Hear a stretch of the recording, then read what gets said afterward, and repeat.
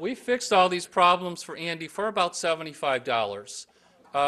We washed the windows and got rid of the dead mammals that he had in the glass, and put little French cafe tables on the sidewalk in the window, painted them, and then told them the trick of restaurants. You put the attractive people in the window, and then people like me you put in the back where nobody can see you.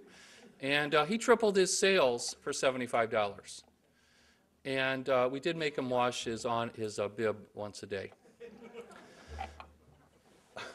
The national retailers know how to do this. They study you very carefully, and they give you what you want. We know, or they know, that 9 out of 10 of you turn right when you walk into a store. In Australia, by the way, you turn left for some reason. They know that you walk counterclockwise. They know that if these are folded, you'll be more likely, twice as likely to touch them than if they're on a hanger. They know that if they're on a hanger, you'll expect them to be on sale, and you'll think that it's like Walmart. They put the most expensive items, the most profitable items in the middle, and then they're very careful about lighting and a number of things that I could do a whole lecture on.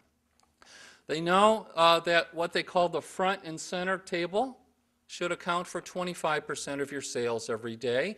That table's job is to get you in from the sidewalk into the store and put something in season. They've now invented 52 holidays a year in my world. So, you know, they make up holidays. There's 52 a year, and they change the front and center table every week. And we know there's something about this color of red that causes a chemical reaction in your brain that makes you feel like you need to buy it. Lighting is important, and these store layouts are done based on millions and millions of dollars of research. This is the basics of how you lay out a store. This is just a basic theory. If you have your basic store with your sidewalk and your front door, you generally try to put a front and center table in the middle so you can see that. By the way, if your front door is open, it will on average increase your traffic by 35%. The display window's job is to motivate you to look into the front door. And then the outside displays are to push, you want to push people to the outside walls as much as possible. The store windows need to be understood in a second and a half. That's all the time you have. And then the front and center table's job is to pull you in. It helps if your front and center table can have things that you're not selling, like a wheelbarrow or, you know, a home flatware or something like that. The point of purchase is where your cash register is, and then you put your prime merchandise in the middle. You put impulse things next to the cash register. We know that when you get your credit card out or you start writing your check, you get another chemical reaction saying, uh-oh, I better buy something for my kids or my spouse. And so if you put things there for under $10, people will buy as many as they can hold. And then also outside displays are good. This is how it works. People walk in, they make a right turn. We want to push them to the outside wall and then bounce them off the middle, bounce them around the sides, make them go back, buy your most profitable merchandise again to the point of purchase. If you're lucky, you can get them to do another trip. Now, this is an example of what you don't do. This is a fellow we worked with, and his problem was he didn't have any customers, and he was waiting for them. And he couldn't get any customers to walk past this spot. And so he hired me to tell him why. Well, obviously, it's too close. It's too pinched in. Shoppers won't buy anything below 30 inches off the floor, for example. So don't even bother. They won't buy anything more than 48 inches off the floor. And so his problem was nobody would go back here.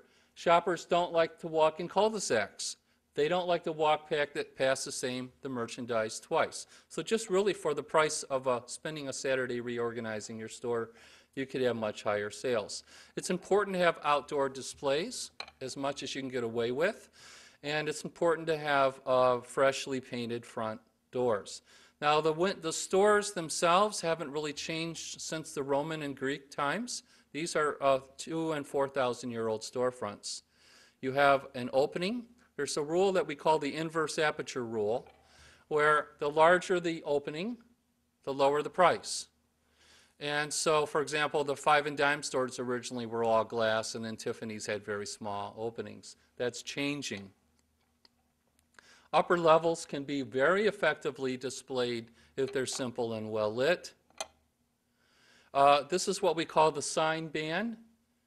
Thick, dark sign bands are important because you don't want your eye to wander up there. You want all of the eye movement to be there.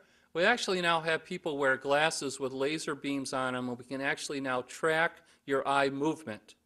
And we've got new tricks to get your eyeballs on the merchandise for we think we can get you up to 2 seconds. This is called the decompression zone, where you want them to decompress from one to the other. There's also a decompression zone inside the store. Nothing you put for the first 4 feet will be looked at when people walk into the store. These are good examples.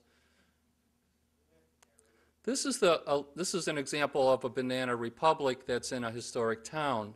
The large national chains are building historic buildings in historic cities because that's where the market is. That's Miami Beach, Charleston, and Portland. This is a Abercrombie and an old city library, for example. This is a McDonald's, a new McDonald's. Built to look like it's actually in an old house. So we very much are committed to having high sales. High sales per square foot yield better retailers. It yields a better quality of life, a more sustainable downtown if you can do so. But it requires a lot of skill and a lot of understanding of your customer. You have to sell them what they like. You have to sell them in ways in which they want to shop and when they want to shop. Last year, for example, 76% of all sales in North America occurred after 5:30 at night and on Sundays. So if you're closed after 5:30 at night, you're giving up 76% of the market share. You're going after 30% of the market share. It's very hard for independent retailers to be open at night, and it's something that I'm sure you can help them out with. So with that, I'll close, and thank you very much for listening to my suggestions.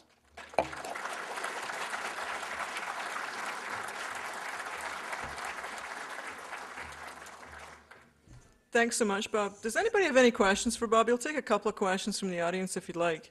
Anybody have any? Jonathan, of course.